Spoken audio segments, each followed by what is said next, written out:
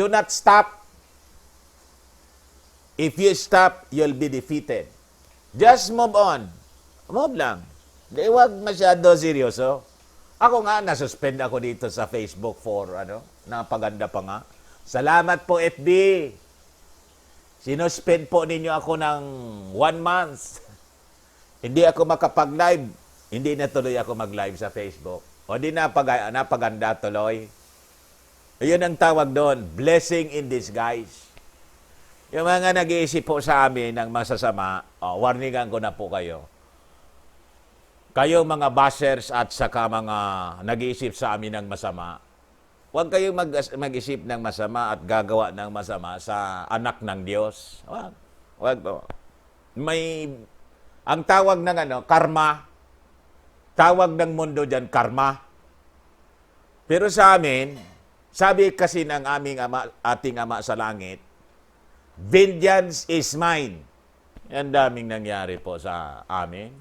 Ang akala nila, nakagawa sila ng tinira ko niya, rimatian niya. Oy, lalong napaganda. At yung nag-isip ng masama, mga kababayan, napasama. Kasi iniisip niya masama eh. Alam ba ninyo itong nag-iisip ng masama dito sa ating bansa? Sasamain talaga po sila. At yung tatama sa kanilang masama, talagang ang sama-sama. Huwag kayo mag-iisip ng masama. Speaking of born-again Christian, be born again po. Sabi sa Word of God, unless ye be born again, kailangan po, you are a born again. Kaya kung galit kayo sa born again, you think again. Pag-isipan ninyong mabuti. Sabi sa Word of, tingnan mo nga, kuya, unless ye be born again, you cannot see, you cannot enter the kingdom of God. O, kita ninyo. Gusto ninyong mapunta sa langit? Ye be born again. Kailangang ipanganak kang muli. 2 beses ka dapat ipanganak. Pag hindi ka pinanganak ng 2 beses, mamamatay ka ng 2 beses. Alam ba ninyo ganon? Ano Mr. Maravillas? Take this seriously, mga kababayan. Pag hindi ka pinanganak ng 2 beses, mamamatay ka ng 2 beses. Ano yon? Pisikal na kamatayan at spiritual na kamatayan. Kasi po, yun ang requirements doon eh. Sabi sa John chapter 3, verse 3, Jesus answered and said unto him, verily, verily, tingnan ninyo yung emphasis niya, inulit-ulit, sinasabi ko sa inyo, I say unto you, except a man be born again, he cannot see the kingdom of God. Hindi ninyo masusumpungan ang kaharian ng ating Panginoong Diyos if ye not be born again. So pag ang kapanganakan mo, physical lang, 1 beses lang na ikaw ay pinanganak, 2 beses kang mamamatay. Physical and spiritual. Sigurado yon. Pero pag 2 beses kang ipinanganak, 1 ka lang na beses mamamatay. At kung dumating na yung ating Panginoon sa rapture, wala nang physical death na dadaanan ka. Raptured ka na lang. Transformation. Kita ninyo? Yan po ang sinasabi ko po sa inyo. Kasi yung daming mga tao, ayoko ma-born again. So, pinili ninyong mamatay ng 2 beses. Yung physical po, siyempre yung laman, at tayo mamamatay, hiwala yung kaluluwa mo. Pero pag ikaw ay na-born again, pag hiwalay ng kaluluwa mo, diretso siya. Mga kababayan, sa ating Panginoon, hindi yung diretso ka sa eternal death, which is eternal separation from God. Ang ibig sabihin ng eternal death, eternal separation from God. Ang ibig sabihin nun, punta ka sa kaharian ni Satanas. That is separation, eternal separation. Because God is the source of life. Siya po ang source of life eh. Yung iwalay ka eh. And that is permanent, eternal nga eh. At kung kasama ka ng Diyos, kasi na born again ka, twice kang ipinanganak, Eternal din yon.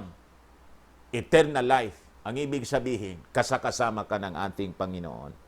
The source of life.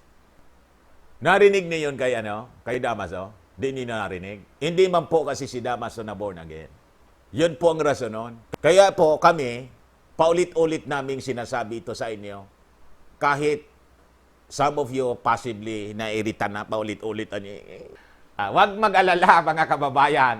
Ganon din ako noon. Uminit din ang ulo ko. Parehas tayo noon. Ay, ang kukulit ng mga born again eh. Naka-encounter na kayong born again, may darang Bible. Ang kukulit. Iinit yung ulo mo. Pero pag nakilala mo yung Diyos, mga kababayan na totoo, ay salamat. Kung hindi siya kakulitan itong taong ito, napahamak sana ako. Ako, grabing pasalamat ko doon sa pastor na pabalik-balik, pinalayas ko ngayon dito eh. Yung Amerikanong pastor, dyan sa... Hello, pastor. Amerika, umuwi na. Pinalayas ko dito, ang kulit. Ayaw akong tantan. Nang makakilala po ako, grabe pasalamat ko. Buti na lang sabi ko, makulit itong Amerikano. Pinagtulungan ako sa mga 5 pastor siguro. Piloso po kasi ako. Hindi man ako na maniwala. Huwag kayong mag-alala. Pare-parehas tayo. Sofia Hieronimo, tunay Sir Dan, sinabi mo, meron ikalawang kamatayan na susulat sa Revelation chapter 10, verse 14, at ang kamatayan at ang Hades ay ibinulid sa dagat-dagatang apoy, ito ang ikalawang kamatayan. Mark P. Tolentino, Sir Dan, ako po Katoliko, nang marinig ko po salita ng Word of God, bigla akong nawala ng gana sa Katoliko. That's the work of the Holy Spirit. Eric Barayan, Jesus Christ is the answer. Kambal ni Doisa, dati rin Sir Dan kami, kapatid ko, Katoliko, nung simula na napanood kita, naliwanagan ako at salamat, nasumpungan ko na po ang katotohanan at salamat sa iyo, ginamit ka ng ating Lord Jesus Christ. Maria Custodia, parang taingang kawali karamihan ng Katoliko. Yan pala ang ibig sabihin, nagbibingi-bingian. Hindi man po nila yon. We love the Catholic people. Lahat tayo Catholic pinanganak. Catholic. Kasi nga po, we were invaded by the Spanish Empire. We were forced to convert to Catholicism. Yun ang nangyari po sa atin. And why is it ngayon, ikwento ko lang ng konti Why is it ngayon, unti-unti ninyong binubuksan? Ang dami kong narinig noon. Ako sarado Katoliko.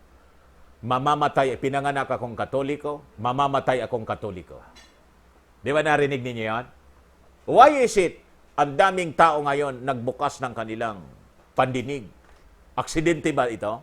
O ano nangyari sa mundo? Ano nangyari sa Pilipinas?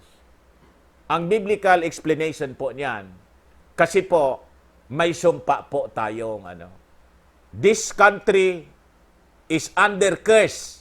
Nang mag-invade yung mga Kastila, si Damaso, pina-worship tayo sa mga Diyos-Diyosang gawa sa kahoy at bato. Then comes the curse to people all throughout the country.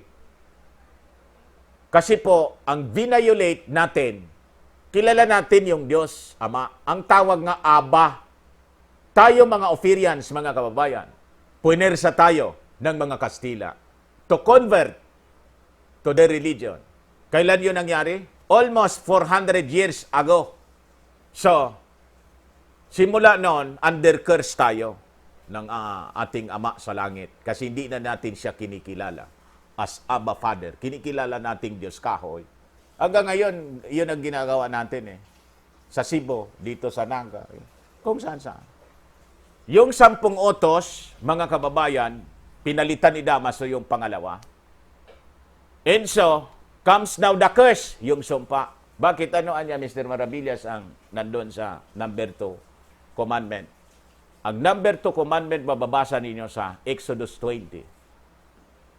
Thou shalt not make unto thee any graven image of anything that is in the skies above, or anything that is in the earth below, or anything that is in the water under the earth, nor shall bow unto them, or serve them, for I am The Lord your God, I am a jealous God, visiting the iniquities of thy father upon thy children. Kita ninyo? Yung ama daw natin, lolo natin, under curse. Ang curse na yon, up to the children of children and children, up to the third and fourth generation. Ilang taon ang isang generation? Ay, yung edad mo, the full age of a man. Yon ang generation mo. Ilan daw na generation? Ilang henerasyon? Third and fourth generation. So, this time mga kababayan, ang taon na ngayon, kailan dumating yung mga Kastila? Pakinggan ninyo yung history ni Yoyo Villame.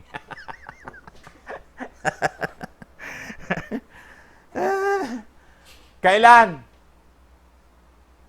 1521? 1521 ba yon? Ano ngayon? 2020. So tayong generation po yung nasa third and fourth generations of those who hate me, sabi sa Ten Commandments, number 2 commandments. So ang ibig sabihin, itong taon na to kasi, itong generation natin, patapos na yung sumpa. That's the reason why inalis niya yung pagkabulag ng mga tao. At yung Diyos, sinayaan niya yung mga misyonaryo from America, pumunta rito, dala-dala yung Bible. Kaya po, may mga naging born-again Christians. Ganon, magtrabaho ang kamay ng Diyos. Tugma sa kanyang sinabi at sumpa. Aalisin niya yung sumpa.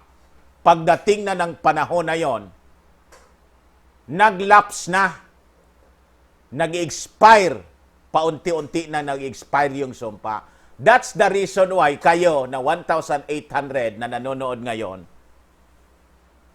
nanonood kayo, then you become open to the preaching of the Word of God. Hindi na kayo naging Katoliko sarado. That is why ang dami ngayon na nagsasabi, ako Katoliko ako, pero nanonood ako naniniwala ako kay Mr. Maravillas. Hindi po ako nagtataka kung bakit Katoliko ka, nanonood ka sa akin. Unti-unti nawawala na yung sumpa. So binubuksan na ng Diyos ang iyong isipan at puso na makanig sa kanyang salita para ang iyong kaluluwa maligtas. O, kita mo? Ako din po, yon din ang sinabi ko. Ang papa at mama ko, ay sabi ko sa inyo, ang daming patay na silang dalawa. Ang daming ribulto sa bahay mismo. May Santo Cristong na napakalaki. May Santo Niño kami. Laging may prosesyon every Sunday. First Sunday of the month. Laging may prosesyon. Kasi may 3 santo kami. Nuestra Señora de Salvación.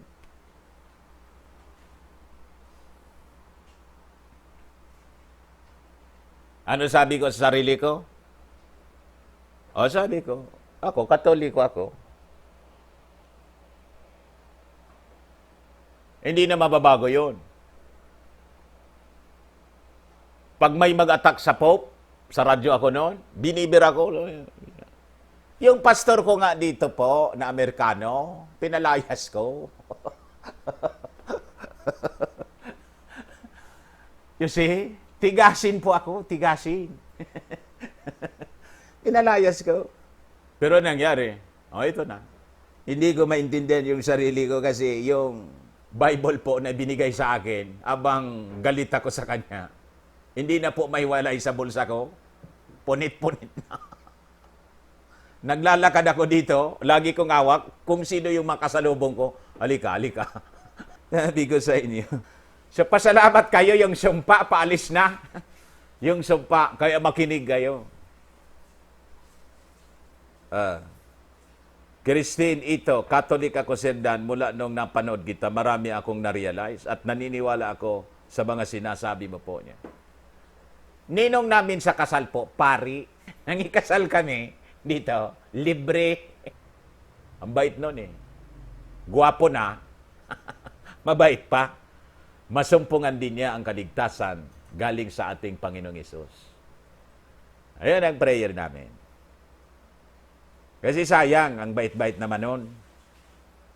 Ang reference namin po, BGs, in all those believers ng kasinungalingan, you deceive people, ang reference namin hindi po magkakamali. Hindi magkakamali.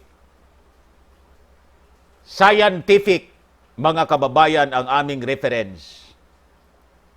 We are scientific. Prove ko po sa inyo. The Bible is a historical, scientific, at hindi magkakamali ang sinabi sa Bible. As a proof, basahin ko po ito sa inyo. Sinare ko ito eh. Basahin ko sa inyo kung gaano ka, kaya ako siguradong masyado. You compare the Bible with science then and now. The Bible is just confirmed by science. Number 1, the earth is a sphere as written in Isaiah 40 verse 22. Bilog ang mundo, spherical earth, sabi diyan sa Isaiah. Ano sabi ng science noon? Ng mga may sayad? The earth was flat disc. Flat. Hanggang ngayon nga may nagsishare sa akin, flat earth. Pinapaniwala akong flat. Mas marunong pa kayo sa gumawa. Sino ang paniwalaan natin? Yung gumawa, yung Diyos, o kayo? Si Magellan nga, na-prove niya, sinircumnavigate niya eh. Hindi siya, lumiko? Hindi siya lumiko, dire-diretso lang. Magellan circumnavigated the earth. Tuloy-tuloy lang. Abang niya, tuloy-tuloy siya sa paglayag, tinatanaw ng mga kasama niya, lumulubog. Parang kinakain ng dagat yung barko. Marami yun eh, expedition eh. Parang kinakain. Lumulubog, nawawala. Kasi nga bilog ang mundo. Science now, the earth is a sphere. O, di tama si Isaiah. May eroplano ba si Isaiah? May barko? Kasama ba siya ni Magellan? Nag-circumnavigate? Ang tagal-tagal na ni Isaiah. Si Magellan, 1521. Si Isaiah, 4,000 years ago, before Christ. O 3,000 yata, gano'n. Ano sabi sa Bible? Innumerable stars. Hindi mo mabilang yan. Innumerable stars. Jeremiah chapter 33 verse 22. Sabi ng science noong panahon, only 1,100 stars. Binilang ng mga gonggong. Ayaw maniwala sa Bible. Bilangin natin isa-isa. 1, 2. Nabilang ko 1,100. Yung bituinan niya. Ano sabi ng science ngayon? Innumerable stars. Hindi din nila mabilang. May computer na tayo, ha? Computer age. Nabilang ng computer. 1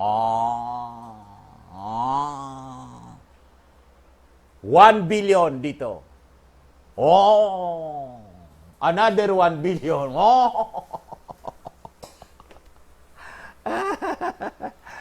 Sabi ko sa inyo, ano sabi ng science? Innumerable stars. Just confirm, mga kababayan, what was written by the prophets of old. May computer yung mga propeta? Wala. Bakit na isulat? They were moved by the Holy Spirit. isulat mo. Jeremiah, isulat mo. Ang stars hindi mabilang. Tinala niya. Yan.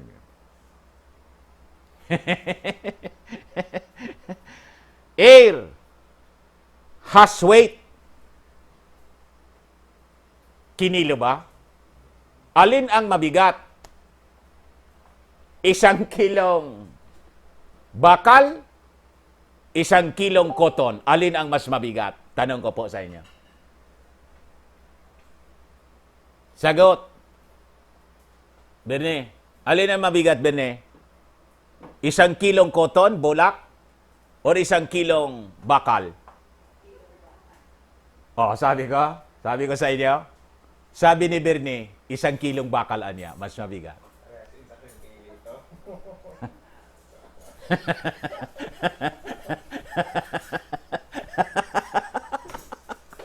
Balik ka sa module, Bernie, ha? Balik ka sa module. 1 kilong, ulit. Alin ang mas mabigat? 1 kilong bakal, 1 kilong bulak, cotton. Alin mabigat? Yung bakal daw ulit. Bumalik ka sa module. Mag-module ka, mag-online class ka. Pares nga 1 kilo.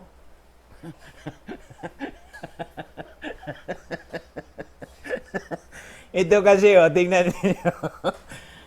Parehas yung bigat, 1 kilong cotton. 1 kilo. Di parehas. Nalito si Air has weight, as written in Job 28, verse 25. Ano sabi ng science? Air is weightless. Walang anong weightless? Walang bigat. Air nga eh. Air. Ano sabi ng science ngayon? Air has weight. Kaya po, si Job, kahit po yon na bulok yung katawan niya sa sugat, si Job, mas magaling sa pinakang magaling na scientist noon. Yung mga scientist ngayon, butit pinag-aralan nila, and they discovered, mga kababayan, air has weight.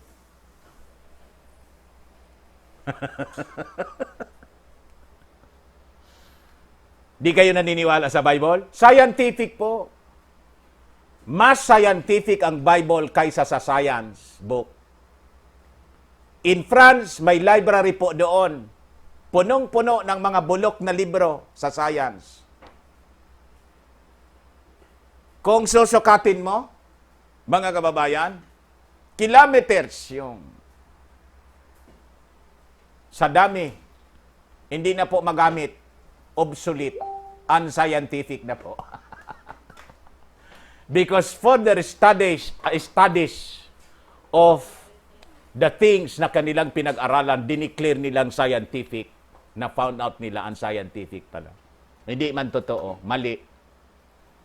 Pero the Bible, dineclare na po noon pang panahon. Kasi ang nagsulat, prophets of old, as moved by the Holy Spirit, na may gawa ng lahat. Alam niya, pati yung kaluluwa natin, na hindi nakikita. Sabi ko sa inyo. Each star is different. Sabi po sa 1 Corinthians chapter 15, verse 41. Ang sabi sa science din, all star were the same. Ay, yung star niya, pare-parehas yan eh. Kamo koti-koti-tap, kamo koti-koti-tap. Parehas niya yan. Oy, sino nga yan? Sabi ko sa inyo. So, kailangan ko itong i-discuss, mga kababayan, kasi most of the time, we are using the scripture as our ultimate reference. And most people of this modern world, hindi po maniwala. Religion anya yan, Bible, sa faith lang anya yan. Hindi po. Ang Bible po, mga kababayan, you can use in every aspects of our lives. Kahit sa panggagamot.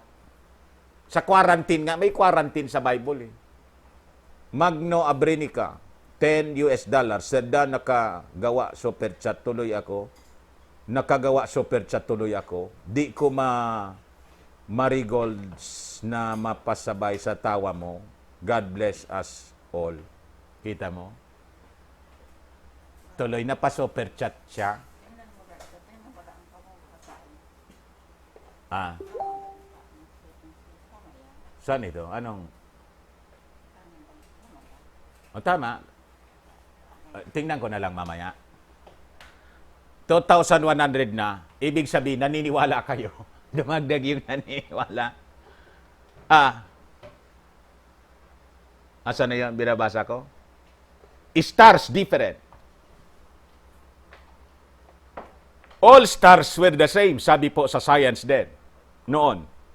Ngayon, na-discover ng science, the star, each star is different. Kita ninyo. Iba-iba siya. Sa Job, nasusulat po in the Old Testament. Job 38, verse 19 to 20. Light moves.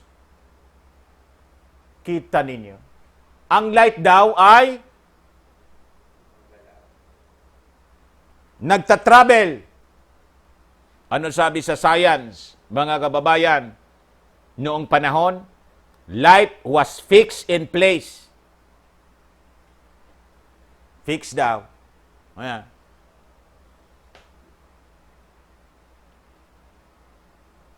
Ngayon, sabi ng science, oo pala niya, light moves. Kaya kayo mga scientists, ano si Pinagal? Pinagod pa ninyo yung isip ninyo with your unbelief. Pinagod ninyo. Tingnan ninyo yung mga believers na mga scientists, ang dami nilang na-discover. Dami nilang na-discover. Ang reference nila, si Sir Isaac Newton. Believer siya eh. Daming na-discover. Scientific authority siya. Yung mga nasubrahan kasi kayo eh. Pinagod pa ninyo yung sarili ninyo. Scriptures, science discovers, scriptures reveal. Noon pang panahon, reveal na. Job 26 verse 7, free float of the earth and space. Mababasa niyo sa Job na ang earth suspended from space. Nagfo-float siya. Nakalitaw. Kita ninyo? Ano sabi ng science noon? Earth sat on a large animal. Nakaupo yung mundo sa elepante. Kaya pag lumindol, Galileo invented the telescope. Kaya pag lumindol, gumalaw yung elepante. Ungas. Pag-iisip ninyo, hindi kayo scientist, sayad na may sayad kayo sa isip ninyo. Ano sabi ng science ngayon? Free float of the earth in space. Na found out po.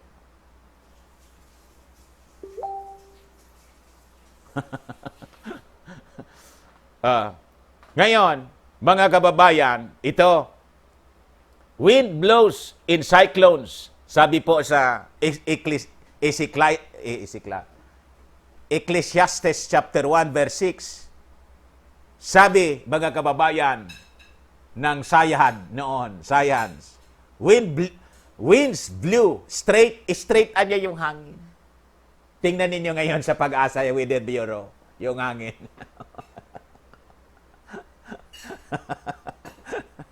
Umiikot-ikot, mga kababayan. Ano sabi ngayon? Winds blow in cyclones. Ikot siya. Umiikot siya sa mundo. Kita ninyo? Water cycle. Tingnan mo nga, kuya. Alam ba ninyo yung water cycle na pinag-alaran na natin sa elementary science? The hydrologic cycle. Before pang naisulat sa science, sinabi na po yan sa, ganito siya, i-search mo siya.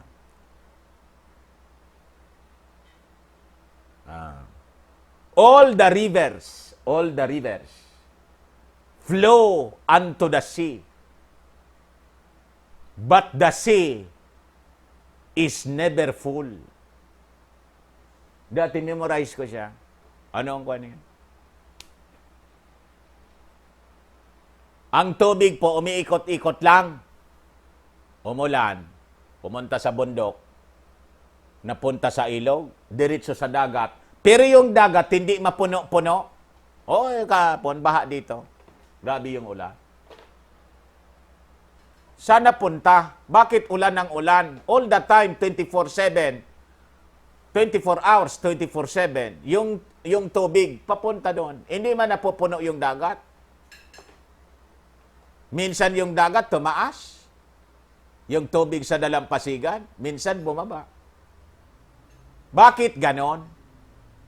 Yun tawag doon, hydrologic cycle. Water cycle. Nasusulat na po, Ecclesiastes chapter, asan yan? 10. Ay? 7. Ecclesiastes chapter 1, verse 7. All the rivers run into the sea, yet the sea is not full. Unto the place from whence the rivers come, thither they return again. O, kita ninyo. Kung saan siya nagmula, doon siya uli babalik. So comes the water cycle.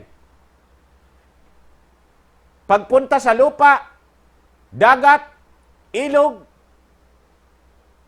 comes now, mga kababayan, the evaporation. Napunta sa ulap. Nang bumigat yung ulap, umulan. Bumagsak sa bundok, bumagsak sa lupa, pumunta sa ilog, punta na naman sa dagat. O anong tawag mo doon? Water cycle, nasusulat.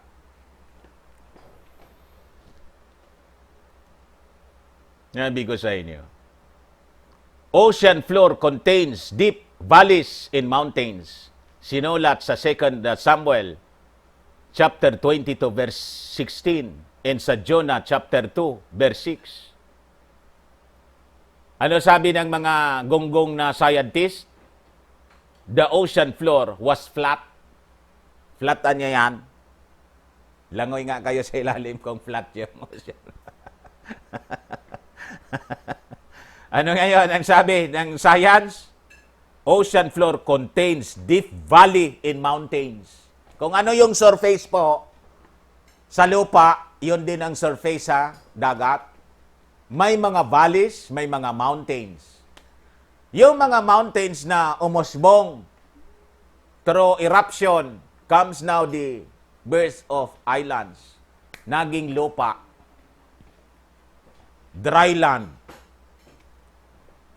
Kita ninyo? Tayo po na lupa dito, we are the tip of the mountains. All throughout the archipelago. We are on top of the mountains ng mundo. Pero sa ilalim ng dagat, may mga mountains din. Kaya nga po, may Philippine Deep. Then, pagpunta ninyo doon sa ibang mga areas dito, mababaw yung gumaganon-ganon din siya. Lumangoy si Lumangoy si sino tong? Si Samuel lumangoy, si Jonah. Kasi